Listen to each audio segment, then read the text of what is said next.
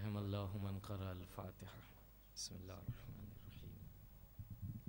الحمد للہ رب العالمین الرحمن الرحیم مالک یوم الدین ایاک نعبد و نستعین اہدنا الصراط المستقیم صراط الذین انعمت علیہم غیر المغضوب علیہم ولا الضالین. اللہم صل علی محمد بلند آواز سے صلوات بھیجے محمد و آل محمد پر. اعوذ باللہ من الشیطان الرجیم. بسم اللہ الرحمن الرحیم. الحمد للہ الذی ہدانا لہذا وما كنا لنہتدی لولا ان ہدانا اللہ لقد جاءت رسل ربنا بالحق. الصلاة والسلام علی رسول الثقلین محبوب رب المغربین والمشرقین جد الحسن والحسین بالقاسم محمد. اللہم صل علی محمد ولعنۃ اللہ علی اعدائہم من الآن الی قیام یوم الدین. اما بعد فقد قال اللہ سبحانہ تبارک و تعالی فی کتابہ المجید والفرقان الحمید وہو قولہ الحق وہو اصدق القائلین. بسم اللہ الرحمن الرحیم. والعصر ان الانسان لفی خسر الا الذین آمنوا وعملوا الصالحات وتواصوا بالحق وتواصوا بالصبر. صلوات بھیجے محمد و آل محمد پر.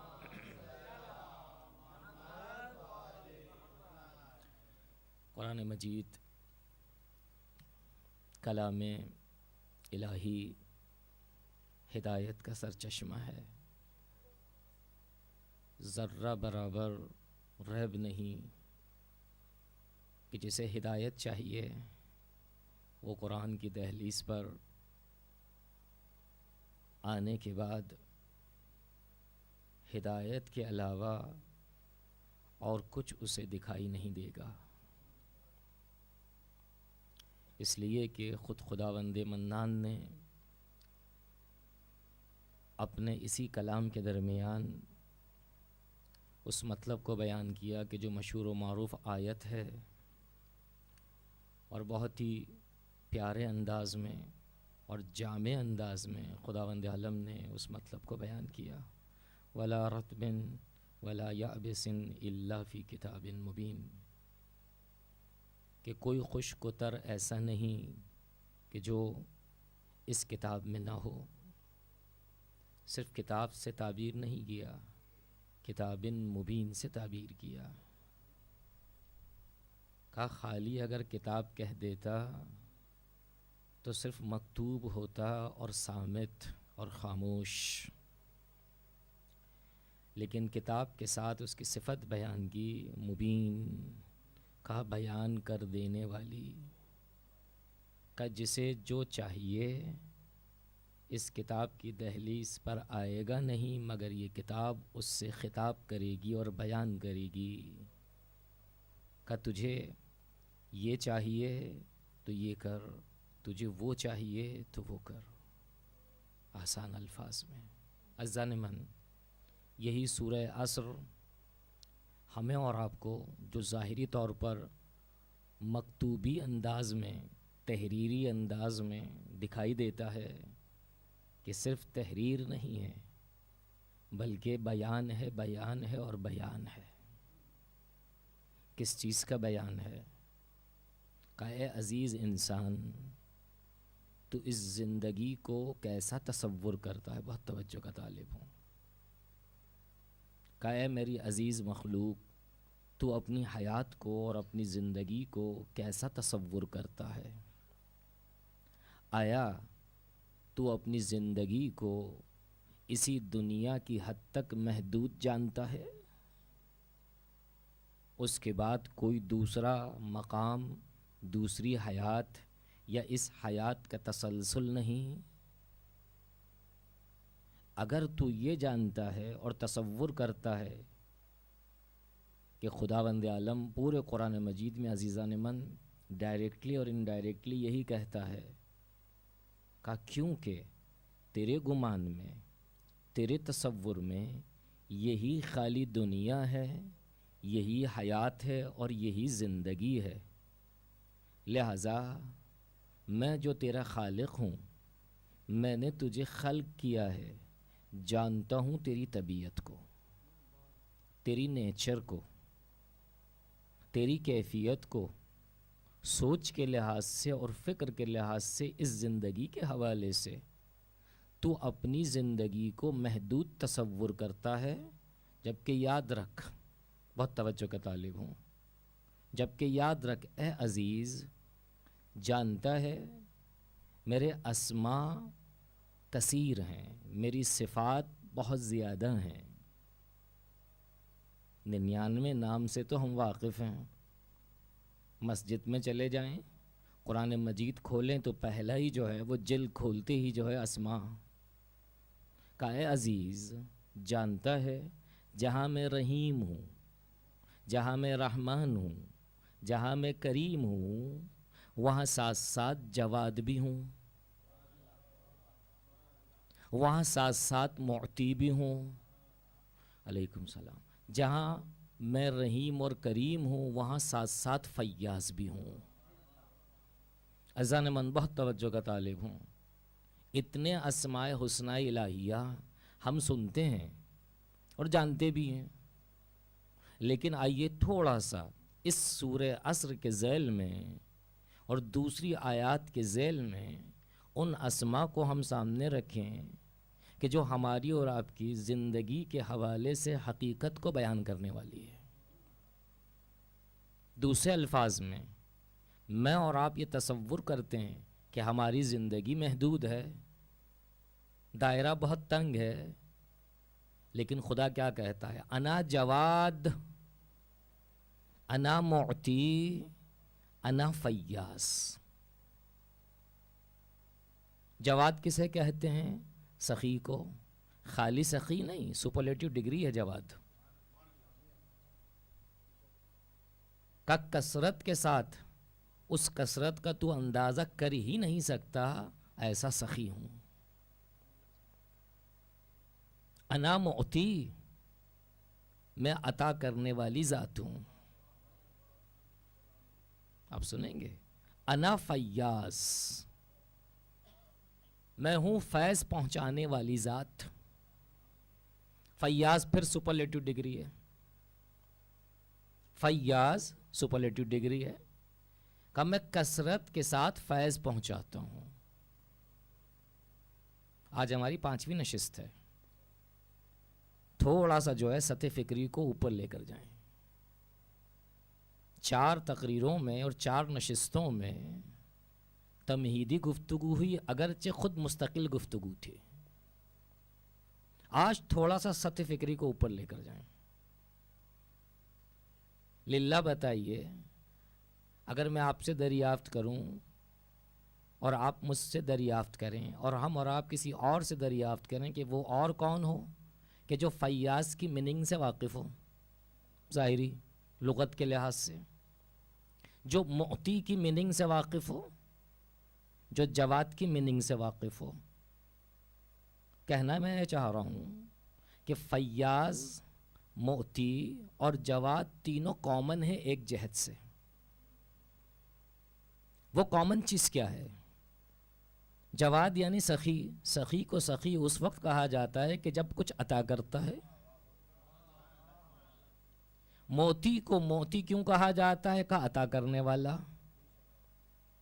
فیاض کو فیاض کیوں کہتے ہیں؟ کہ فیض پہنچانے والا یعنی عطا کرنے والا۔ خوب خدا، تو نے ایک مرتبہ اپنے آپ کو ملاحظہ کیا عطا کرتے وقت اور تعبیر کیا اپنے آپ کو معطی، اپنے آپ کو موتی کہا عطا کرتے وقت، اور دوسرے وقت جب تو نے جو ہے سخاوت سے کام لیا اور عطا کیا تو نے اپنے آپ کو جواد سے تعبیر کیا۔ تیسرے وقت پھر عطا کیا مگر تعبیر کیا اپنے آپ کو فیاض سے۔ باراللہ سمجھ میں نہیں آ رہا کہ فیاض کے معنی بھی عطا کرنے کے ہیں، معطی کے معنی بھی عطا کرنے کے ہیں اور جواد کے معنی بھی عطا کرنے کے ہیں. تینوں میں ڈفرینس کیا ہے؟ کہ خطیب اگر جاننا چاہتا ہے تو پھر خوب توجہ سے سن. بلند آواز سے صلوات بھیجیں محمد و آل محمد پر.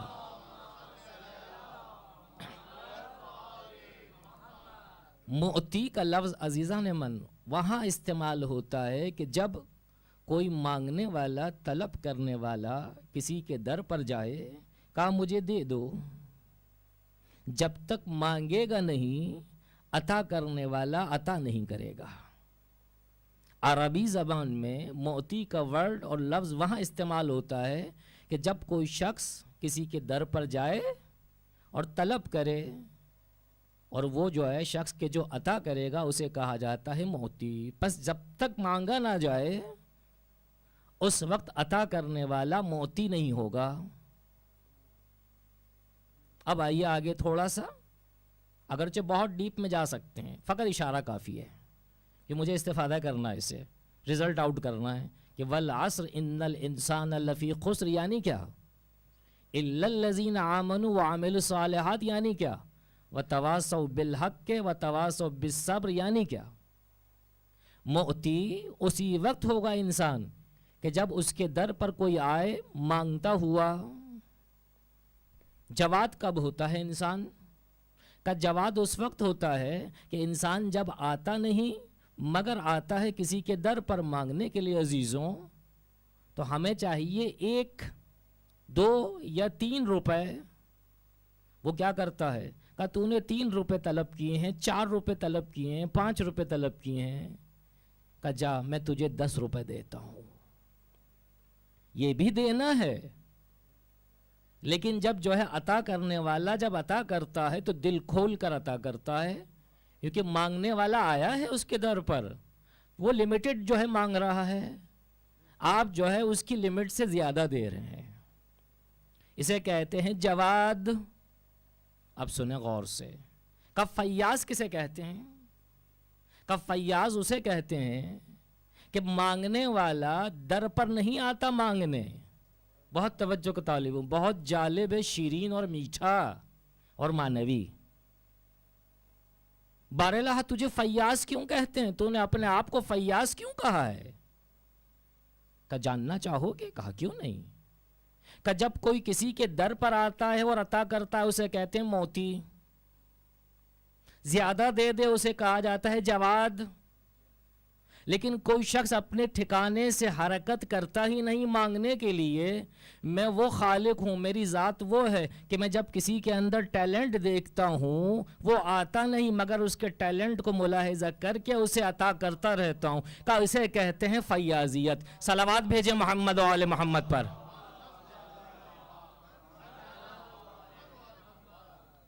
فیاض اسے ہی کہا جاتا ہے، وہ بھی سپرلیٹو ڈگری ہے. کا کثرت کے ساتھ عطا کرنے والا. کہ جب میں جو ہے تمہارے سینوں کے اندر، تمہارے قالب میں، تمہارے وجود کے اندر آمادگی پاتا ہوں تو تمہارے مانگنے سے پہلے تمہیں عطا کر دیتا ہوں. خداوند عالم نے والعصر ان الانسان لفی خسر الا الذین آمنوا کے ذریعے سے جو ہے یہی مطلب پہنچانا چاہا ہے.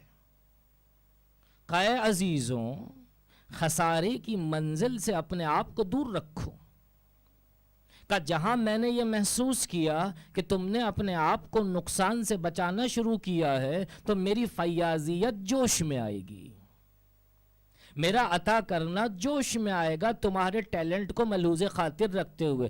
تو طلب نہیں کرے گا مگر اس چیز کو تو اپنے پاس ہی پائے گا. بارالہ وہ کیا چیز ہے؟ کہ وہ ہے ایمان. کہ جیسے ہی ایمان کا نور تیرے جو ہے قالب میں آئے گا تو عمل انجام دینے کا بھی ارادہ کرے گا نہیں مگر میں تجھے آمادہ کروں گا عمل انجام دینے کے لیے. یہ ظاہری تفسیر کہ والعصر ان الانسان لفی خسر الا الذین آمنوا وعملوا الصالحات. بارالہ خالی میں ایماندار، خالی میں عمل صالح انجام دینے والا کا نہ خبردار. اس ایمان کو اور عمل صالح کو اپنی زندگی، انفرادی زندگی کی حد تک محدود مت کرنا. کہا بار اللہ پھر کیا کرنا چاہیے؟ کہا اپنے سے آگے بڑھا، جس طرح سے میں نے فیاضیت کا کام انجام دیا، اب تو بھی جو ہے اپنی طرح انسان کو ملاحظہ کر، اگر اس کے اندر ٹیلنٹ ہے تو تجھے بھی چاہیے کہ تو اس کے لیے کیا کر، وَتَوَاصَوْا بِالْحَقِّ، کہا اسے ذوق دلا، اسے ترغیب دلا، کہا کس چیز کی؟ کہا حق کے راستے پر گامزن ہونے کی، کہا تو اکیلا حرکت مت کر، دوسروں کو ساتھ لے کر چل۔ کہا بارے پھر کیا ہوگا؟ کہا اگر اس راستے میں کوئی رکاوٹ آئے، مصیبت آئے، مشکل آئے تو اسے دلاسا دینا۔ کہا کس طرح سے؟ وَتَوَاصَوْا بِالصَّبْرِ، صلوات بھیجیں محمد و آل محمد پر۔ واقعاً ایسا ہی ہے، بالکل ایسا ہی ہے۔ ایک دوسرے انداز سے قرآن مجید کی ان آیات کو دیکھتے ہیں، اگرچہ ساری آیات عزیزان من یہی انداز ہے۔ کیسا انداز ہے؟ کہ شفیقانہ انداز ہے۔ قرآن مجید اگر کلام کو صحیح معنی میں اگر ملاحظہ کریں، ہم اور آپ عزیزوں قرأت کریں جیسا قرأت کرنے کا حق ہے، شفقت کے علاوہ اور کچھ نہیں ہے، محبت کے علاوہ اور کچھ نہیں ہے، نصیحت کے علاوہ اور کچھ نہیں ہے۔ اور ایسی نصیحت، بہت توجہ کا طالب ہوں، دلیل ہے، ایسی نصیحت کہ جس میں ملاوٹ نہیں ہے۔ وہ ملاوٹ کیا ہے بھائی؟ آپ جب میرے پاس آتے ہیں یا ہم آپ کے پاس آئیں یا ہم اور آپ کسی اور کے پاس جائیں، کہ ذرا گائیڈ کیجئے ہمیں، تو عین ممکن ہے، پاسبل ہے کہ وہ کچھ بتائے گا، کچھ نہیں بتائے گا، اور جو بتائے گا اس میں مکس کر دے گا۔ قرآن سے اگر کوئی مشورہ لینا جائے تو وہ کیسی نصیحت کرے گا؟ کہ ایسی نصیحت کرے گا کہ جس کے اندر ذرہ برابر ملاوٹ نہیں۔ کہ اگر اس سے دریافت کرو تو وہ کیا کہے گا؟ کہ سوائے سچ کے اور صداقت کے اور کچھ نہیں کہے گا۔ کہ اس سے اگر طلب کرو ہدایت تو آیا ہدایت کے علاوہ کچھ اور دے گا؟ کہ ہدایت کے علاوہ کچھ اور نہیں دے گا۔ مولانا ساری باتیں کہاں سے کر رہے ہیں؟ یہ ساری باتیں میں اپنی جیب سے نہیں کر رہا عزیزوں، مولا کائنات علی ابن ابی طالب علیہ الصلوۃ والسلام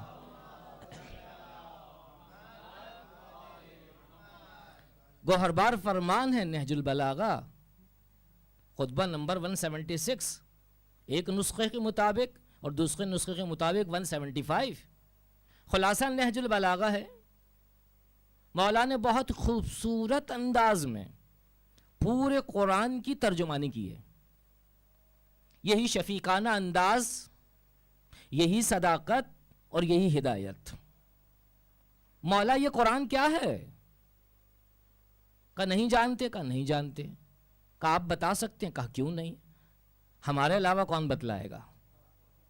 اب مولا نے کہنا شروع کیا، بہت توجہ کا طالب ہوں۔ وَاعْلَمُوا أَنَّ هَذَا الْقُرْآنَ هُوَ النَّاصِحُ الَّذِي لَا يَغُشُّ۔ این عبارت ہے مولا کی، کہ جانتے ہو؟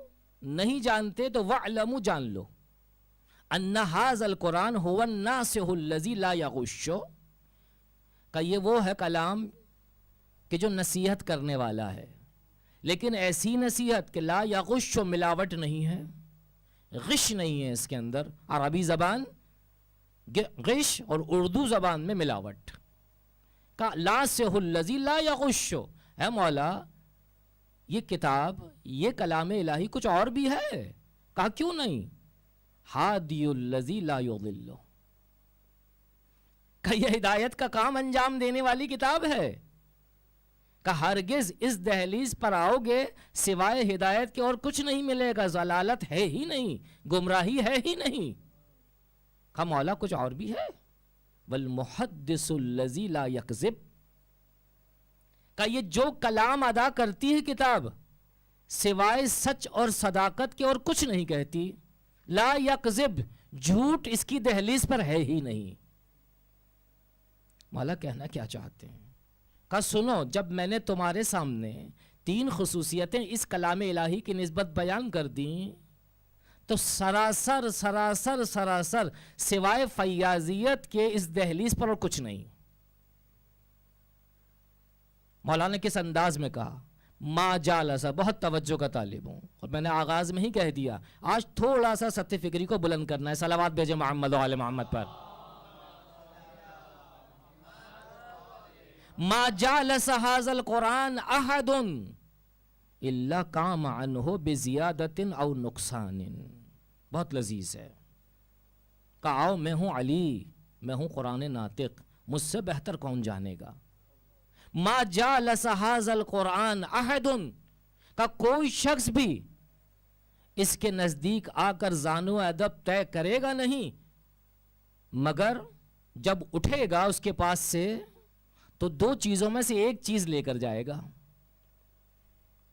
کہ مولا وہ دو چیزیں کیا ہیں؟ بزیادت او نقصان، یا اضافہ لے کر جائے گا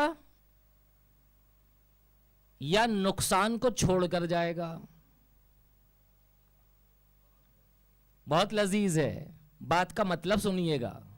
ما جالس ھذا القرآن احد الا قام عنہ، کا جو اس دہلیز پر آئے گا اور زانو ادب طے کرے گا اے قرآن. خوب آنے والا ایک مرتبہ کون ہوگا؟ کہ جس کے پاس تھوڑی سی ہدایت موجود ہے، وہ چاہتا ہے بڑھاوا، اضافہ کرنا چاہتا ہے. کہ اگر اسے اضافہ چاہیے، کثرت چاہیے ہدایت کی، تو کہا اسے یہ ہدایت کی کثرت کہیں نہیں ملے گی جس قرآن. کہ وہ زانو ادب طے کرے، وہ آئے گا پہلے درجے کے لحاظ سے، دوسرے درجے کے لحاظ سے. جب وہ جائے گا تو 10واں درجہ کے جو ایمان کا درجہ ہے وہ لے کر اٹھے گا. صلوات بھیجے محمد و آل محمد پر. 10واں درجہ تو جانتے ہی ہیں نا، کس کے پاس 10واں درجہ تھا؟ جب بات آئی ہے تو سنیے خوب غور سے. بالکل کوئی پروگرام نہیں تھا کہ اس کو میں چھیڑوں، لیکن بات آ گئی، سنیے.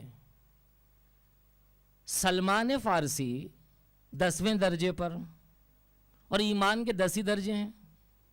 ہاں، سلمان فارسی ایمان کے 10ویں درجے پر، اور ایمان کے ہیں ہی کل 10 درجے، اس سے آگے کوئی درجہ نہیں. تو للہ بتائیے امیر المومنین اور جناب سلمان فارسی میں فرق کیا ہوا؟ سامنے رکھا ہے، سطح فکری کو تھوڑا سا بلند کرنا ہے. خالی ایسا نہ ہو کہ جو ہے خطیب بول کر چلا جائے اور ہم اور آپ سن کر چلے جائیں. اللہ اللہ خیر صلی اللہ. صلوات بھیجے محمد و آل محمد پر. تھوڑا سا غور و فکر تو ہونا چاہیے نا، کہ آخر کیا کہا گیا، کیا سنا گیا، آخر رزلٹ کیا آؤٹ ہوا. اگر پلٹ کے ہم سے کوئی پوچھ لے یہی سوال کہ سلمان امتی ہیں، ہاں، امیر المومنین ہے، ایمان کے 10 درجے، اور سلمان فارسی ایمان کے آخری درجے پر. ابھی میں نے آپ کی خدمت میں عرض نہیں کیا، آپ پوچھ سکتے ہیں مجھ سے کہ وہ آخری درجہ ہے کیا؟ اس وقت میں نہیں بتلاؤں گا، تھوڑی دیر کے بعد. پہلے اس کو حل کر لیتے ہیں کہ مولا کائنات خود اپنے طور پر مومن نہیں، امیر المؤمنین، ایمان کے 10 درجے، سلمان فارسی آخری درجے پر. ڈفرنس کیا ہوا دونوں میں؟ سلمان فارسی 10واں درجہ، امیر المومنین لا محالہ 10ویں درجے پر ہیں. کوئی شک نہیں، ظاہری طور پر اگر انالائز کیا جائے تو آخری درجہ ان کے پاس بھی ہے. تو پھر امیر المومنین میں، مولا میں اور عبد میں فرق کیا ہوا؟ آقا میں اور غلام میں فرق کیا ہوا؟ کہ اگر تھوڑا سا توجہ فرمائیں تو بہت آسان ہے اور لذیذ اور شیرین. کہ مولانا بتلائیے وہ لذت کیا ہے، وہ شیرنی کیا ہے؟ کہ وہ شیرنی یہ ہے عزیزان من کہ آخری درجہ ضرور سلمان فارسی کو، بہت توجہ کا طالب ہوں، آخری درجہ ضرور ہے سلمان فارسی کے پاس، مگر اس آخری درجے کے اندر درجات ہیں، اس آخری درجے کے اندر منزلیں ہیں.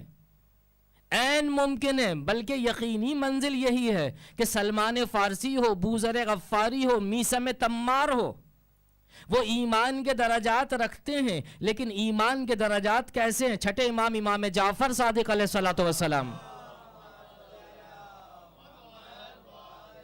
کہا جانتے ہو ایمان کے درجات اس کی مثال کیسی ہے؟ کہا سیڑھیوں کی مانند ہے، سیڑھی کے اسٹیپس ہوتے ہیں، کہ ایک اسٹیپ پر جو قدم رکھتا ہے، پہلا درجہ، دوسرا درجہ، تیسرا درجہ، کہ ایمان کے جو 10 درجے ہیں ہر درجے کے درجات ہیں۔ پہلا درجہ اس کے درجات ہیں، دوسرا درجہ اس کے بھی درجات ہیں، تیسرا درجہ کہا اس کے بھی جو درجات ہیں، یہاں تک کہ آخری درجہ جب آئے گا کہا اس کے بھی درجات ہیں۔ کہا سلمان یا پہلے اسٹیپ میں ہیں یا دوسرے اسٹیپ میں، بالآخر جتنی بھی اس کے اسٹیپس ہیں کہا اس کی حدود ہے، اور امیر المومنین کون سی حد میں ہے؟ کہا ساری حدودوں کو کراس کر کے لامحدود ایریے کے اندر ہیں۔ صلوات بھیجے محمد و آل محمد پر۔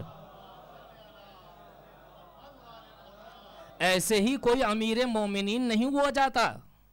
اگر مومنین کا امیر ہے اور سربراہ ہے اور رہبر ہے تو لا محالہ سارے درجات کو کراس کر کے، کہ ہر درجہ محدودیت رکھتا ہے۔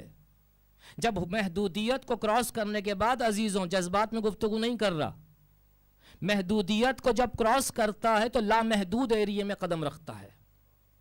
امیر المومنین اس ایریے میں ہے ایمان کے جو لامحدود ہے، کہ جس کا احصا نہیں کیا جا سکتا۔ صلوات بھیجے محمد و آل محمد پر۔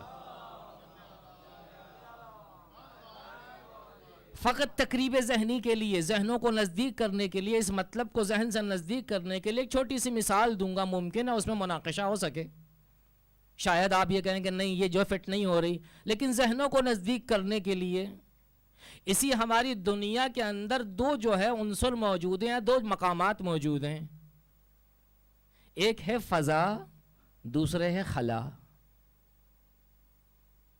فضا جو ہے اس کی اپنی ایک حد ہے، فضا کے بعد جب انسان جاتا ہے خلا میں تو ہر کس و ناقص نہیں جا سکتا۔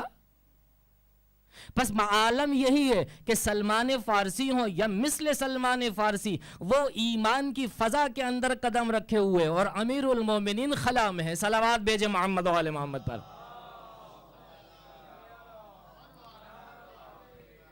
مولا یہی فرما رہے، ما جالس ھذا القرآن الا قام عنہ بزیادت او نقصان۔ ایک شخص آتا ہے، اس کے پاس کچھ ہے، چاہتا ہے بڑا ہوا ہو جائے، کہ اگر اس کی چاہت یہ ہے کہ بڑا ہوا ہو، اضافہ ہو، تو اسے چاہیے کہ قرآن کی دہلیز پر آئے۔ کہا مولا آپ یہ بھی بتلا دیجئے، کسی کے پاس کچھ بھی نہیں، مجھ جیسے انسان کے پاس کچھ بھی نہیں ہے، کچھ بھی نہیں ہے، مولا نے اسے تعبیر کیا ہے نابینائیت سے۔ جس کے پاس کچھ نہیں یعنی جیب خالی، جیب جس کی خالی ہو بازار میں اگر جائے تو خریداری کر سکتا ہے؟ کچھ بھی نہیں خرید سکتا۔ کہا یہ مثل کس کے ہیں؟ نابینا کے۔ کہا اگر کوئی نابینا چاہتا ہے اپنی نابینائیت کو بینائیت میں چینج کرنا تو اسے چاہیے کہ قرآن کی دہلیز پر آئے، بزیادت او نقصان۔ کہا مولا یہ بتلا تو دیجئے واقعاً جو ہے یہی ہے، تو مولا نے ترجمانی کی۔ کہا جانتے ہو میں نے جو کہا بے زیادتی وہ کیا ہے؟ خود مولا کے کلام ہے، خود مولا کا کلام ہے۔ کہا زیادت فی ہدا۔ کہا نقصان کیا ہے؟ کہا نقصان من عما۔ کہا آتا ہے نابینائیت لے کر، جب جاتا ہے تو جو ہے بینائیت لے کر جاتا ہے۔ صلوات بھیجے محمد و آل محمد پر۔ کہا یہ ہے قرآن، اور کل میں نے آپ کی خدمت میں عرض کیا ان الحسین مصباح الہدی و سفینۃ النجات۔ مصباح دو قسم کے ہیں، یا مصباح فیول کے ساتھ ہے یا وداؤٹ فیول ہے، دونوں کو مصباح کہتے ہیں، لیکن روشنی کہاں سے آئے گی؟ کہا فیول کے ساتھ۔ رسول اسلام کے اس کلام پر اور غور کریں، آج مصباح الہدایہ کہا ہے، مصباح الضلالہ نہیں کہا ہے۔ پھر دوسرا جو سینٹنس استعمال کیا ہے سفینۃ النجات کہا ہے، سفینۃ الہلاکت نہیں کہا ہے۔ اگر یہ سمجھنا چاہتے ہیں، سننا چاہتے ہیں، بلند آواز سے صلوات بھیجے محمد و آل محمد پر۔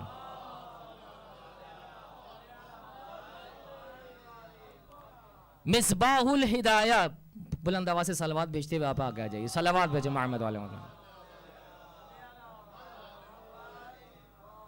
پھر سے بلند آواز سے صلوات بھیجے محمد و آل محمد پر۔ کہ وہ مصباح ہی نہیں کہ جو ہدایت کا کام انجام نہ دے، کہا عجب مولانا تھک چکے ہیں ظاہراً آج آپ. کہنا تھکن نہیں ہے, تھوڑا سا تعمل ہے. وہ مصباح ہی کیا کہ جو ہدایت کا کام انجام نہ دے. کہا کیوں؟ کہا ہدایت کی میننگ جانتے ہو؟ کہا ہدایت یعنی روشنی. وہ چراغ کیسا چراغ ہوگا کہ جس میں روشنی نہ ہو, جس میں نور نہ ہو.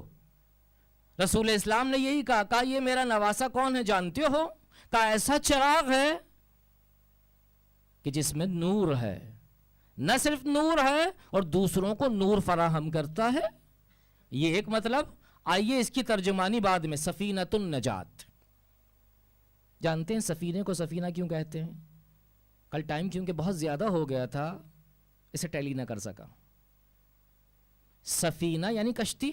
ہاں, آپ میں سے جو عربی زبان سے واقف ہیں, کشتی کے لیے عربی زبان میں ایک اور ورڈ استعمال ہوتا ہے کہ جو قرآن مجید کے اندر استعمال ہوا ہے.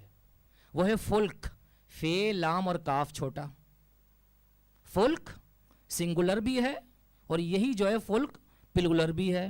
ایک کشتی کے لیے بھی استعمال ہوتا ہے, ایک سے زیادہ کشتیوں کے لیے بھی استعمال ہوتا ہے.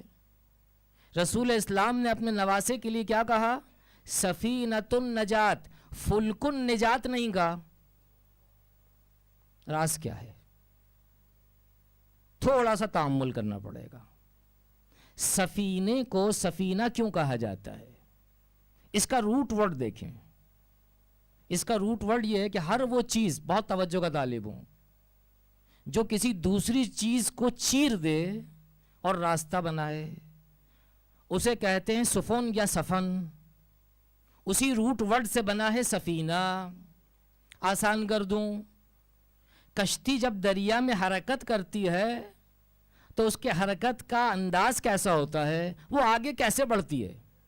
خوب سیدھی سی بات ہے مولانا, بہت آسان ہے, تھوڑا سا اگر ہم توجہ کریں تو معلوم ہو جائے گا. کہا وہ کیا ہے؟ کہا کشتی چلانا شروع کرو تو کیا ہوگا؟ کہا پانی جو جس کا سینہ ہے, کہا اس پانی کے سینے کو چاک کرتی ہوئی دو جانب سے آگے بڑھتی ہے.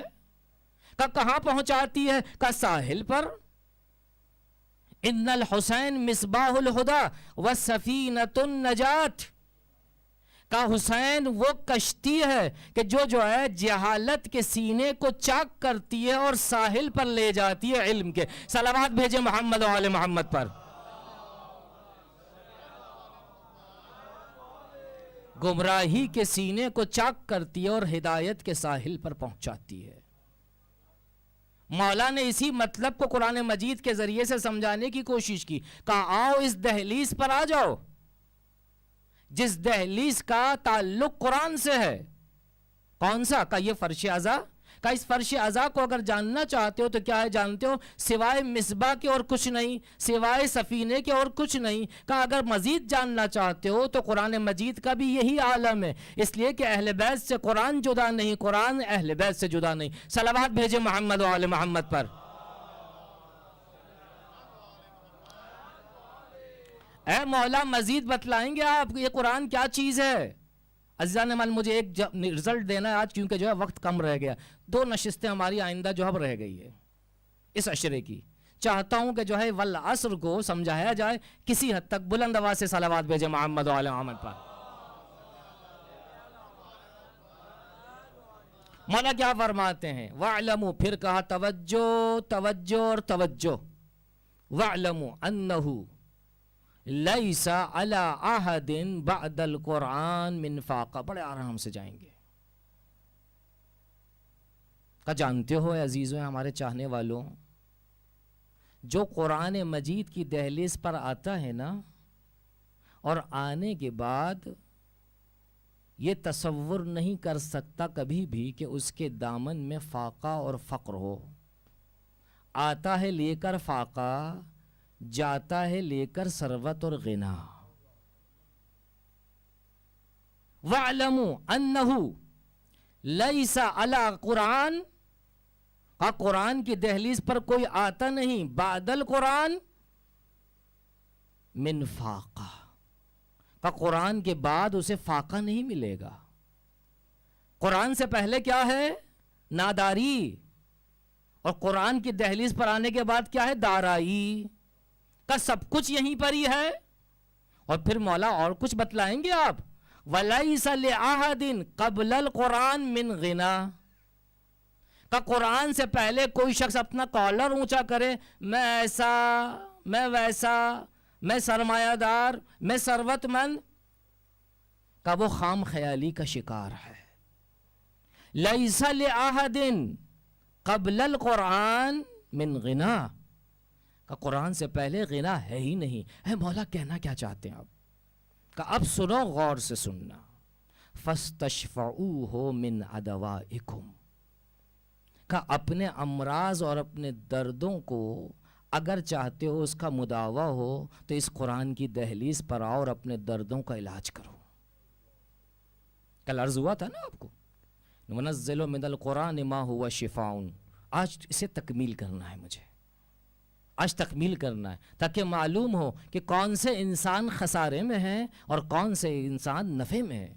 فَاسْتَشْفَعُوهُ مِنْ عَدَوَائِكُمْ، اس قرآن سے شفا طلب کرو. شفا کہا مولا کس کے لیے؟ من عدوائکم، کہا تمہارے پاس درد موجود ہے، تمہارے پاس مرض موجود ہے، تم بیمار ہو، مریض ہو، اپنے دردوں کا علاج اس قرآن سے تلاش کرو، اس قرآن سے تلاش کرو. کہا مولا مزید بتلائیے، بہت اچھا لگ رہا ہے، شیرین ہے، ہم درد میں مبتلا ہیں. مولا کیا فرماتے ہیں؟ وَاسْتَعِینُوا بِهِ عَلَى لَاوَائِكُمْ، کہ جب تم مصیبت میں گھر جاؤ نا، جب تم پریشان ہو جاؤ، اضطراب کی کیفیت ہو، تو آؤ قرآن کی دہلیز پر اپنے اضطراب کو چھوڑ کر سکون لے کر اٹھو. یہاں سے یہیں رکوں گا تھوڑی سی دیر کے لیے، مولا کا کلام طولانی ہے. واقعاً ہم سب کے سب پریشان ہیں یا نہیں؟ واقعاً ہم سب کے سب جو ہے اضطراب کے عالم میں ہے یا نہیں؟ درد کے عالم میں ہے یا نہیں؟ سوال. ولو ظاہری طور پر دنیا و ما فیہا، ثروت ظاہری طور پر، مکان اور رہائش، ہر چیز موجود ہے ہمارے پاس. للہ صدق کے دل سے اگر کسی سے پوچھیں جا کر کہ جس کے پاس دنیا کی ساری چیزیں موجود ہوں، اس سے کہیں تمہیں جو ہے پریشانی ہے، تو وہ ظاہری طور پر یہی کہے کوئی پریشانی لاحق نہیں ہے. لیکن اگر واقعاً وہ بتلانے پر آئے تو وہ یہی کہے گا کہ میں پریشان ہوں. کہا ماشاءاللہ یہ اتنی ساری چیزیں موجود ہیں تمہارے پاس، دنیا و مافیا، پھر پریشانی کس چیز کی؟ کہا نہیں جانتا پریشانی کہاں سے ہے، یہ میں پریشان رہتا ہوں. تو سنیں عزیزوں، جناب موسیٰ کلیم اللہ ایک مرتبہ مناجات کے لیے چلے کوہ طور پر، بہت لذیذ ہے. چلے چلے چلے اور راستے میں ایک دہریہ ملا. راستے میں ایک دہریہ ملا. دہریہ کسے کہتے ہیں؟ جو خدا کا قائل نہیں ہوتا، جو خدا کو مانتا ہی نہیں ہے. کہا موسیٰ کہاں چلے؟ کہا اپنے رب سے مناجات کے لیے جا رہا ہوں. کہا اچھا، کہا میرا ایک پیغام پہنچا دو گے اسے؟ کہا کیوں نہیں، بولو کیا پیغام ہے تمہارا؟ کہا پیغام یہ ہے کہ تم اے موسیٰ اور تمہارا خدا دعویٰ یہ کرتے ہیں، تم لوگ دعویٰ یہ کرتے ہو کہ جو ہے خدا کو نہیں مانے گا اس کی زندگی میں کچھ بھی نہیں، اطمینان نہیں ہوگا، سکون نہیں ہوگا، کچھ بھی نہیں ہوگا، آسائش نہیں ہوگی، نعمتیں نہیں ہوں گی. کہ دیکھو میں تمہارے خدا کو نہیں مانتا، یہ دنیا و مافیا سب کچھ میرے پاس ہے، ساری آسائشیں تو میرے پاس ہے. اب تمہارے خدا کو اگر میں نے نہیں مانا تو کوئی نقصان ہوا میرا؟ کوئی بھی تو نقصان نہیں ہوا. کہ یہ پیغام دے دینا. اب جناب موسیٰ بھی تعجب سے سن رہے ہیں، اسے کہا ٹھیک ہے بھائی دے دوں گا. گئے کوہ طور پر اور مناجات کو انجام دیا. مناجات کو انجام دے کر واپس ہو رہے ہیں. پیچھے سے آواز آئی یا موسیٰ. جناب موسیٰ نے پلٹ کر دیکھا. کہا جناب اے خدا کیا موسیٰ سے کوئی غلطی ہو گئی، کوئی مسٹیک ہو گئی؟ کہا نہ. ماجرا کیا ہے، کیوں آواز دی؟ ابھی خدا حافظی کہا ہے، ابھی راز و نیاز الہی کر کے بات پہنچاؤں، واپس پلٹاؤں. کہا اے موسیٰ تم نے میرے بندے کا پیغام نہیں پہنچایا، تم نے میرے بندے کا پیغام نہیں پہنچایا. بارے لا تو خود بہتر جانتا ہے اس کا پیغام کیا ہے. کہا نہ اے موسیٰ تمہاری زبانی سننا چاہتا ہوں اور تیری زبانی سننا چاہتا ہوں. اب جناب موسیٰ نے منوعن کہنا شروع کیا. کبار لہا اس کا کہنا یہ ہے کہ وہ تجھے نہیں مانتا، اور تو نے یہ کہا ہے کہ جو تجھے نہیں مانے گا اس کی زندگی کے اندر آسائش نہیں ہوگی، جبکہ وہ کہتا ہے کہ تجھے مانتا نہیں، پوری زندگی اس کی آسائش پر بھرپور ہے. اب خدا کا پیغام سنیں اور جواب سنیں. کہا اے موسیٰ جب تم پلٹو گے راستے میں ملے گا وہ. کہا اسے میری جانب سے جو ہے جواب دینا. کہا اے دہریے، اے شخص، تو نے صحیح کہا تو مجھے نہیں مانتا، تو نے یہ بھی صحیح کہا کہ تو مجھے مانتا نہیں، دنیا کی ساری آسائشیں تیرے پاس موجود ہیں، لیکن سن، ساری آسائشیں دنیا کی ایک جانب اور ایک چیز دوسری جانب کے جس سے تو محروم ہے. اب جناب موسیٰ بھی تعجب کر کے جو سن رہے ہیں. کہا بار الہا وہ دوسری چیز کون سی ہے کہ جو دنیا و مافیہ کی آسائشوں کے مقابلے پر ہے کہ جس سے وہ محروم ہے؟ کہا وہ چیز جو ہے جانتا ہے کیا ہے؟ کہا مجھ سے میرے بندے تنہائی میں مناجات کر کے جو لذت پاتے ہیں اس سے وہ محروم ہے. صلوات بھیجے محمد و آل محمد پر.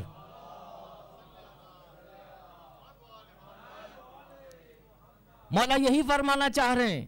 کہا آؤ اپنے اضطراب کو برطرف کرو، آؤ اپنی پریشانیوں کو دور کرو. کہا مولا کہاں سے دور کریں؟ کہا اس قرآن کی دہلیز پر آؤ، اس قرآن کی دہلیز پر آؤ. کہا تاکہ تمہارا مداوع ہو سکے. اے مولا اس قرآن کے اندر کیا ہے؟ فَإِنَّ فِيهِ شِفَاءً مِّنْ أَكْبَرِ الدَّاءِ. کہ بڑی بڑی بیماریوں اور دردوں کا علاج اس کتاب کے اندر موجود ہے. کہا مولا وہ درد کیا ہے، وہ بیماریاں کیا ہیں؟ 4 کو کاؤنٹ کیا ہے، 4 پورے قرآن کے اندر 4 بیماریاں ہیں. الکفر والنفاق والغی والضلال. کہ کفر ایک بیماری، نفاق دوسری بیماری، غی تیسری بیماری، اور چوتھی بیماری ضلالت یعنی گمراہی. اذان من وقت کم ہے میرے پاس، صرف تھوڑا سا جو ہے اس کو بیان کروں گا. بلند آواز سے صلوات بھیجے محمد و آل محمد پر.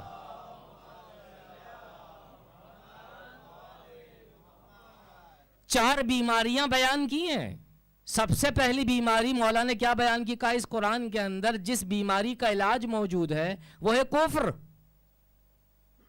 کہا مولا آئیے ہم پل چلتے ہیں، مولا سے دریافت کرتے ہیں.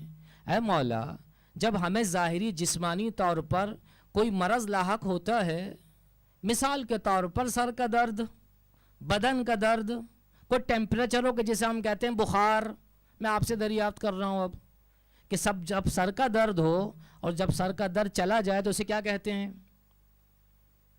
سر کا درد اگر چلا گیا تو اسے کہتے ہیں شفا، سکون، اطمینان، امن. یہی تعبیر کریں گے، جو بھی لفظ دے دیں آپ اسے. اے مولا کفر بیماری ہے؟ کہاں بیماری ہے؟ کہا اگر اس کا علاج قرآن کے ذریعے سے اگر ہم کریں تو دوسرا نام جو شفا کا ہوگا وہ کیا آئے گا؟ کہا بہت آسان ہے. کہا جیسے ہی قرآن کی دہلیز پر آؤ گے اور قرآن کے ذریعے سے شفا طلب کرو گے کفر کی نسبت، تو سوائے جو ہے اسلام کے اور کچھ نہیں ملے گا. سلامتی سلامتی اور سلامتی کے علاوہ اور کچھ نہیں ہے. بہت آگے جاؤں گا جلدی جلدی. کہا اب نفاق اگر جو ہے بیماری ہے، اگر چلا جائے تو اس کے مقابلے پر شفا کی صورت کیا بنے گی؟ کہا ایمان. وہ شخص کے جو بیمار ہوتا ہے نفسانی طور پر وہ نفاق رکھتا ہے، لیکن اگر یہ بیماری برطرف ہو تو وہ کس صورت میں تبدیل ہوگا؟ کہا مومن کی صورت میں تبدیل ہوگا. کہا مولا آپ یہ بھی بتلا دیجئے کہ جو تیسری بیماری آپ نے بتائی غی، غین اور چھوٹی یہ، کہ یہ بیماری ہے؟ کہاں بیماری ہے؟ کہا اگر یہ برطرف ہو تو کیا ہوگا؟ کہا آیت الکرسی پڑھ لو. قد تبین الرشد من الغی. آیت الکرسی زندہ باد، سب کے سب حافظ ہیں. قد تبین الرشد من الغی. کہا جب غی جو بیماری جائے گی تو رشد کے علاوہ کچھ نہیں ہوگا. کہا مولا یہ بھی بتلا دیجیے کہ یہ رشد کسے کہتے ہیں؟ کہا وہ شخص کہ جو سوچ کر اور سمجھ کر اور فکر کے ساتھ کسی جو ہے وے کو استعمال کرے ایک مقصد تک پہنچنے کے لیے، اسے کہتے ہیں راشد. صلوات بھیجیں محمد و آل محمد پر.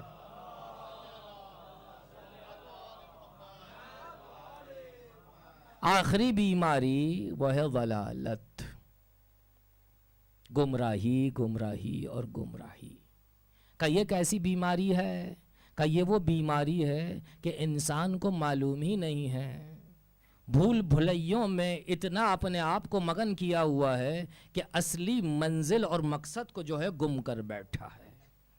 بس عزاداروں، باتیں مجھے بہت زیادہ کرنی تھی آج، نہیں معلوم کہ جو ہے وقت بہت تیزی سے گزر رہا ہے. یہ ہے قرآن. یہیں سے جو ہے مصائب پر آنے سے پہلے چاہتا ہوں کہ ایک چھوٹا سا سلسلہ شروع کر دوں تاکہ کل جو ہے وہیں سے شروع کیا جائے.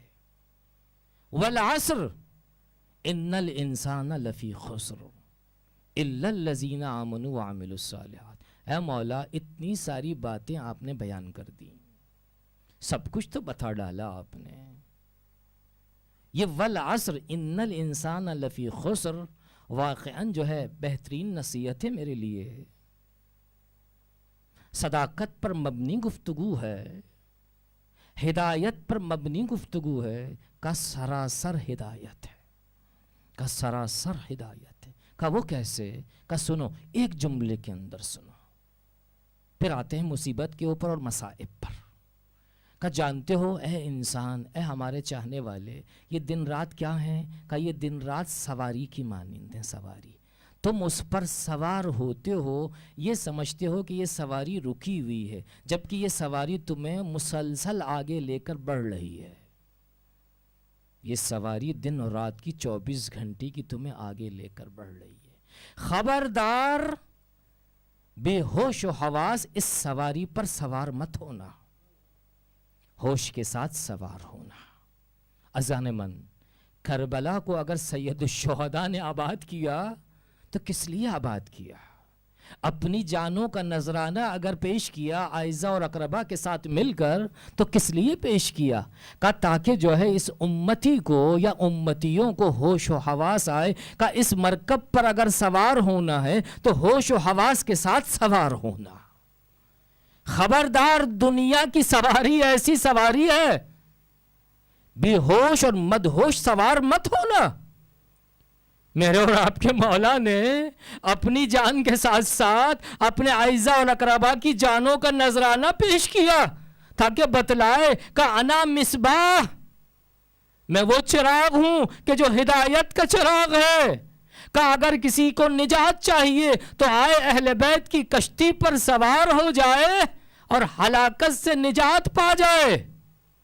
ہاں واقعاً عزاداروں، میرے اور آپ کے مولا نے جو قربانی پیش کی، ایک ایک قربانی عظیم قربانی پیش کی، لیکن ہائے قربان جاؤں میں اپنے مولا کی مظلومیت پر. جب سب کو قربان کر دیا، اپنی باری جب آئی تو اپنے آپ کو بھی قربان کر دیا. مظلومیت کا عالم دیکھیں گے عزاداروں، مقتل رقم کرتا ہوا نظر آتا ہے کہ جب جو ہے روز عاشور گزرا، شام غریبہ پہنچنے سے پہلے ایک مرتبہ عمر سعد ملعون نے آواز دی کہ کون ہے کربلا کے دشت میں پڑے ہوئے لاشوں پر گھوڑوں کو دوڑائے. جیسے ہی اس نے یہ آواز بلند کی تو ہر قبیلہ کہ جس کا لاشا، ہر شہید کہ جو موجود تھا وہاں پر، وہ قبیلہ آگے بڑھتا ہے، اپنے اپنے لاشے کو لے کر چلا جاتا، اپنے اپنے لاشے کو میدان سے دور کر لیتا ہے. ہر قربان جاؤں اے مولا واقع، میرے مولا کا جنازہ، میرے مولا کا لاشا کربلا کی تپتی زمین پر تنہا باقی رہ گیا. 10 اشقیاء آگے بڑھتے ہیں، عمر سعد کے کہنے پر گھوڑوں کو دوڑانا شروع کیا. مقتل نے رقم کیا، سینوں کو تھام کے سنیے گا آزادارو، خدا ہمیں کسی غم میں نہ رلائے سوائے غم اہل بیت کے کہ وہ اشقیاء گھوڑوں کو دوڑاتے ہوئے آگے بڑھے، جب نزدیک پہنچتے ہیں لاش حسین پر، ایک طرف ایک جانب کی پسلیاں، دوسری جانب کی پسلیاں، اس جانب آئی، ہائے قربان جاؤ میرے مولا، جزاکم ربکم۔ عزیزو، مقتل نے ایک منظر اور بھی پیش کیا، وہ سب جانتے ہیں صرف مصاب ہونا ہے، خدا ہمیں کسی غم میں نہ رلائے سوائے غم اہل بیت کے۔ ایسے میں عمر سعد نے یہ کہا کہ کون ہے سر حسین کو جلد سے جلد کوفہ پہنچائے۔ خولی آگے بڑھتا ہے، یہ شقی آگے بڑھتا ہے اور سر حسین کو لیتا ہے، پہنچتا ہے جٹ پٹ کوفے میں، لیکن تاخیر ہو گئی۔ مقتل نے رقم کیا کہ دارالامارہ کا دروازہ بند ہو چکا ہے، عزاداروں سر حسین کو لے کر گھر پر آتا ہے، زوجہ منتظر ہے۔ اسی طریقے سے کہ جس طرح سے دنیا کے شوہر کمائی کر کے جب گھر آتے ہیں تو زوجہ انتظار کرتی ہے، جب اپنے شوہر کو دیکھا تو خوشی خوشی آگے بڑھتی ہے، کہا اے شوہر، اے میرے سرتاج، تم کیا لے کر آئے ہو میرے لیے؟ دنیا کے شوہر لے کر آتے ہیں اپنی بیویوں کے لیے، اپنے گھر کے لیے آذوقہ لے کر آتے ہیں، تم کیا لے کر آئے ہو؟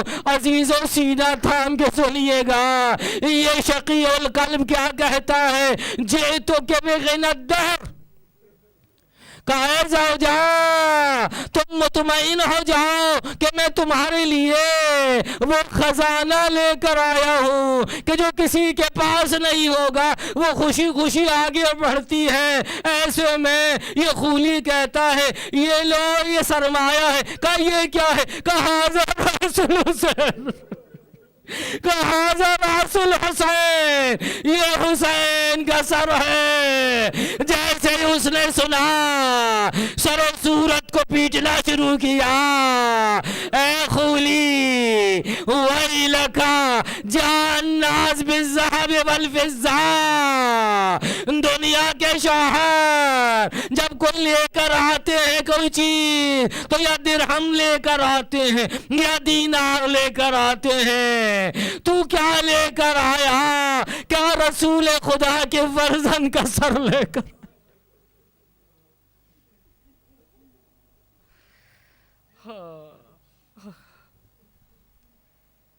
الا لعنۃ اللہ علی القوم الظالمین وسیعلم الذین ظلموا ای منقلب ینقلبون۔